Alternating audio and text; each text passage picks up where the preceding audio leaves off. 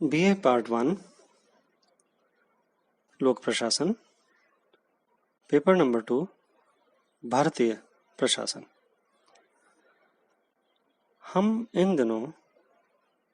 अपने लेसन्स में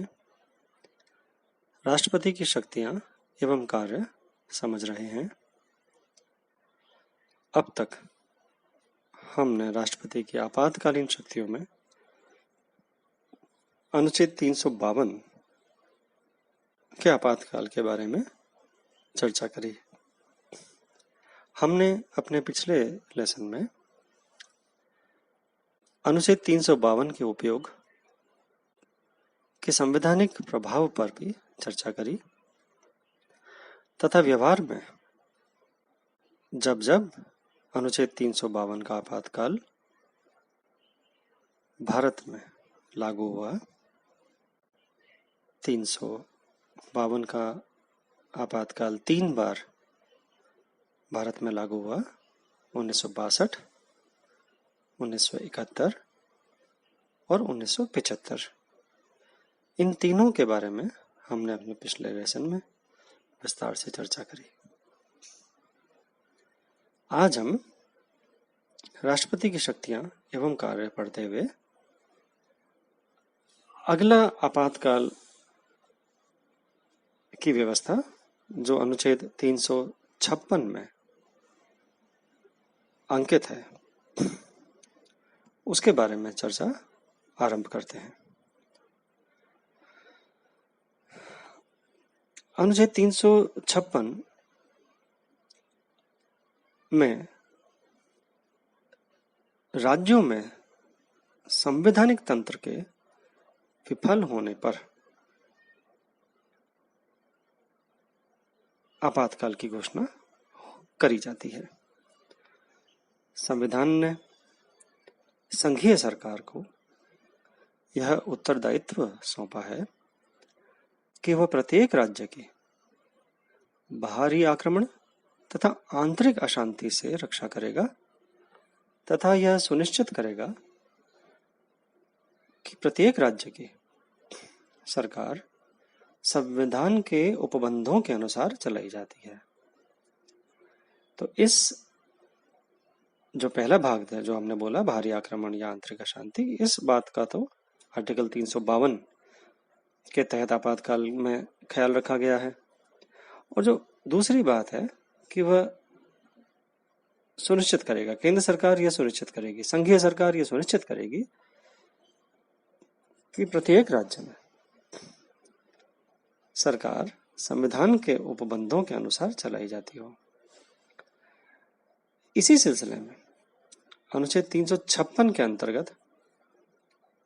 यह बात दर्ज है कि अगर राष्ट्रपति को राज्यपाल के प्रतिवेदन पर, अब इस बात को आप खास कर गौर से समझिएगा कि अगर राष्ट्रपति को राज्यपाल के प्रतिवेदन पर या अन्य किसी प्रकार से समाधान हो जाए कि ऐसी परिस्थितियां पैदा हो गई हैं कि किसी राज्य का शासन संविधान के उपबंधों के अनुसार नहीं चलाया जा सकता है, तब वह संकट काल की घोषणा कर सकता है। अब आर्टिकल 356 की यह जो बात है कि या तो राष्ट्रपति को राज्यपाल अपना प्रतिवेदन भेजकर, एक पत्र भेजकर, एक रिपोर्ट भेजकर यह कम्युनिकेट करेंगे, यह बात उन तक पहुंचाएंगे कि राज्य में जिस राज्य के वो राज्यपाल हैं वह अपने राज्य के बारे में यह प्रतिवेदन करेंगे कि हमारे राज्य में ऐसी परिस्थितियां पैदा हो गई हैं कि राज्य का जो प्रशासन है, राज्य का जो शासन है, वह संविधान के उपबंधों के अनुसार नहीं चलाया जा सकता है, नहीं चलाया जा रहा है। इसलिए राष्ट्रपति महोदय स्थानीय सरकार को या तो सस्पेंड कर दें, उसको हटा दें और केंद्रीय शासन उस राज्य के अंदर लागू कर दें। आर्टिकल 356 के प्रयोग के लिए वो ऐसा प्रतिवेदन अपना भेज सकते हैं राष्ट्रपति को कि यहाँ पे संविधान के अनुसार शासन चलाना मुश्किल हो पा रहा है, संविधान के उपबंधों के अनुसार नहीं चलाया जा रहा है। अब यह तो बात है कि या तो राज्यपाल प्रतिवेदित कर दें, लेकिन उसी सेंटेंस में या अन्य तरीके से ये बात भी लिख दी गई है। तो संविधान हमारा यह स्कोप छोड़ रहा है, यह प्रावधान छोड़ रहा है, रास्ता छोड़ रहा है कि या तो राज्यपाल प्रतिवेदित कर दे कि राज्य का शासन संविधान के उपबंधों के अनुसार नहीं चलाया जा पा रहा है या नहीं चलाया जा रहा है, या राष्ट्रपति अन्य किसी तरीके से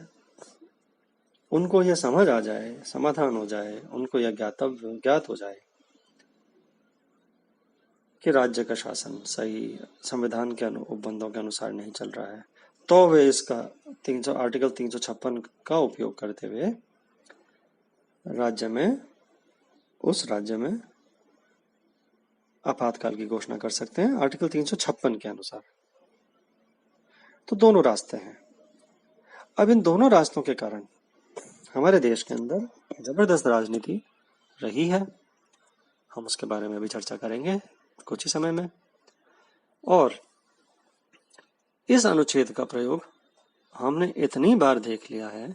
और इस पे विवाद इतनी बार देख लिए हैं कि इनकी चर्चाएं लोक प्रशासन में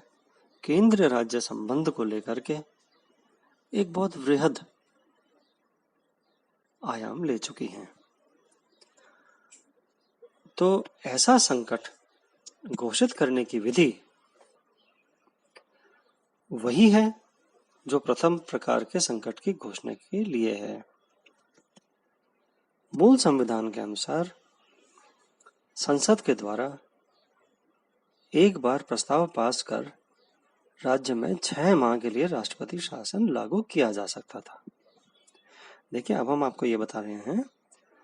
कि जो मूल संविधान 1950 के अंदर आया था उसके अंदर क्या प्रावधान था। उसमें यह प्रावधान था कि अगर संसद 6 माह के लिए चाहेगी तो एक प्रस्ताव पारित करके किसी राज्य के अंदर आर्टिकल 356 के तहत आपातकाल की घोषणा कर सकेगी, 356 के तहत 6 माह के लिए। लेकिन 42वां संशोधन आया और 42वें संशोधन ने इस अवधि को 1 वर्ष का कर दिया कि यदि एक बार कहीं 356 का प्रयोग होगा तो वह 1 वर्ष तक लागू रह सकेगा, जिससे पहले की संसद उसे विड्रॉ कर दे या आपातकाल की घोषणा समाप्त कर दे राष्ट्रपति खुद स्वयं ही। मतलब दोनों स्थितियों के अलावा वहां 1 साल तक उसे लागू किया जा सकेगा और मैक्सिमम 3 साल के लिए चल सकेगा, संसद की अनुमति प्राप्त करके 1 साल और बढ़ जाएगा, फिर 1 साल और बढ़ जाएगा, एटलीस्ट 3 साल, मतलब कम से कम 3 साल तो चल ही पाएगा वो। फिर उसके बाद दूसरे प्रावधान थे। लेकिन 44वें संशोधन से हमने फिर इसे 6 महीने की अवधि कर दिया और अब यह स्थिति है कि आर्टिकल 356 के प्रयोग पर लगाए जाने वाला आपातकाल एक बार जब संसद द्वारा पारित होता है तब वह 6 महीने तक लागू रह सकता है संसद से पारित होकर के, और फिर 6 महीने अगर बीत रहे होंगे तो उसे पुनः संसद से पारित कराना पड़ेगा और ऐसी अवधि मैक्सिमम 1 साल तक चल सकेगी। अगर 1 साल पूरा हो जाता है तो फिर उसे आगे बढ़ाए जाने का प्रस्ताव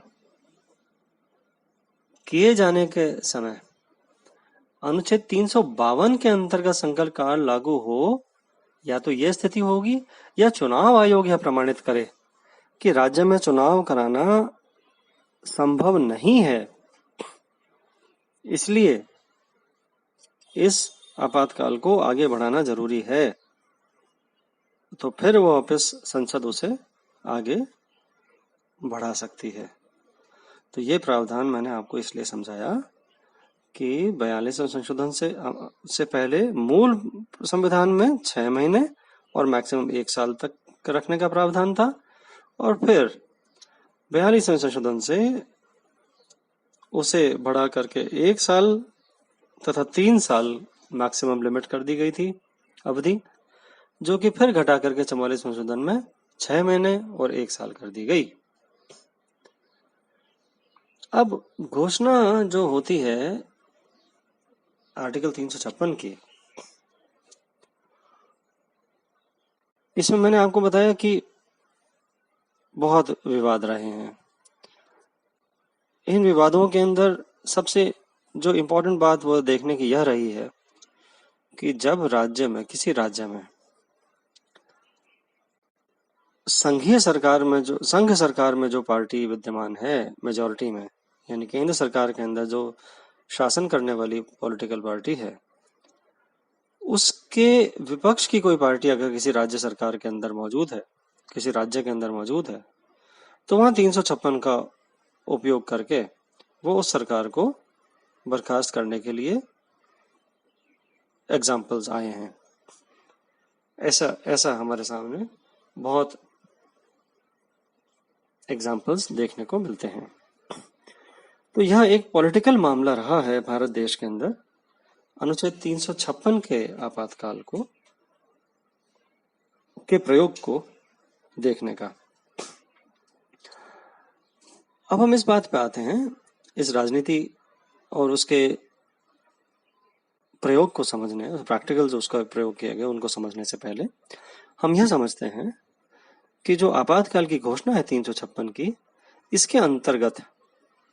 कौन से संवैधानिक परिणाम देखने को मिलते हैं, क्या संवैधानिक प्रभाव देखने को मिलते हैं। सबसे पहली बात तो यह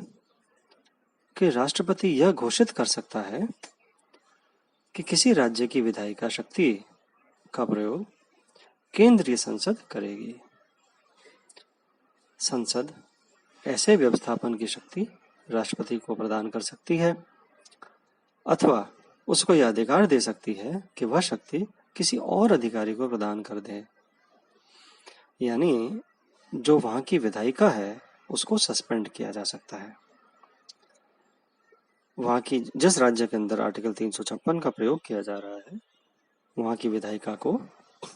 सस्पेंड कर दिया जाएगा और वहां के कानून बनाने की शक्ति राष्ट्रपति या तो संसद को प्रदान कर देंगे या वो किसी अधिकारी को प्रदान कर देंगे।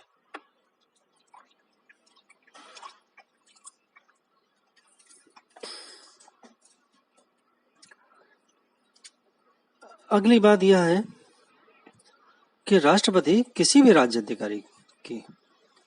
कार्यकारिणी शक्तियों को हस्तगत कर सकता है, यानी जो एग्जीक्यूटिव है राज्य की, उनके जितने भी अधिकारी हैं उनकी शक्तियों को हस्तगत कर सकता है। नेक्स्ट बात यह है कि राष्ट्रपति उद्घोषणा के उद्देश्य की पूर्ति के लिए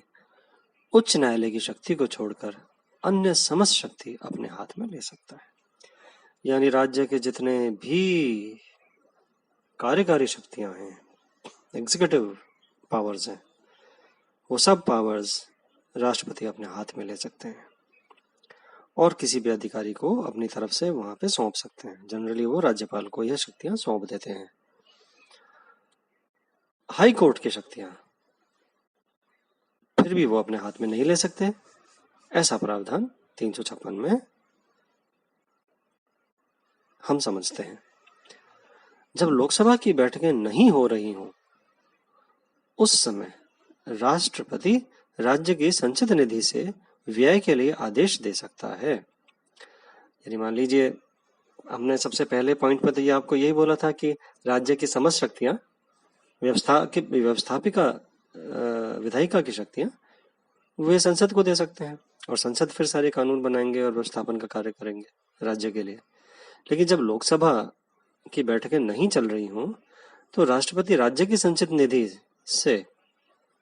व्यय करने के लिए आदेश प्रदान कर सकते हैं खुद। और पांचवी बात यह है